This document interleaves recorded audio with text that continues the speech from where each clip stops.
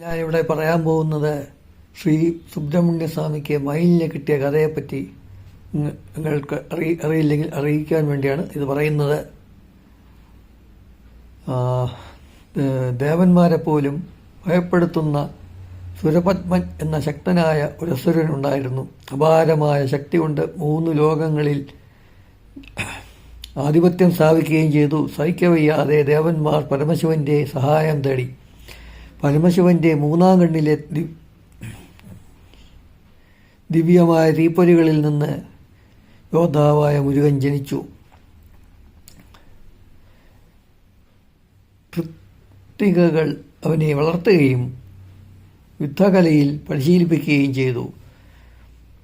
മുരുകൻ ശൂരപത്മനെയും സൈന്യത്തിനെയും എതിരെ കടുത്ത യുദ്ധം നടത്തി.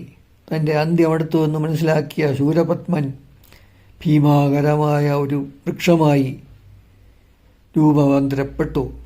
എന്നിരുന്നാലും മുരുകൻ തൻ്റെ ശക്തിയേറിയ വേലുപയോഗിച്ച് മരത്തെ 2ആയി പിളർക്കുകയും മരം 2 ഭാഗമായി പ്രത്യേകമായി തിരിഞ്ഞു വന്നതിൽ നിന്ന് ഒരു പകുതിയിൽ നിന്ന് മയിലും മറ്റേ പകുതിയിൽ നിന്ന് പൂവൻ കോഴിയും ഉണ്ടായി. മയിൽ മുരുകന് കീഴടങ്ങുകയും പാപമോചനം നേടുകയും ചെയ്തു. മുരുകൻ മയിലിനെ തൻ്റെ വാഹനമാക്കി സ്വീകരിക്കുകയും ചെയ്തു. വിജയത്തിൻ്റെ പ്രതീകമായി മുരുകൻ തൻ്റെ യുദ്ധപതാകയിലെ ചിഹ്നമായി പൂവൻ കോഴിയെ മാറ്റുകയും ചെയ്തു.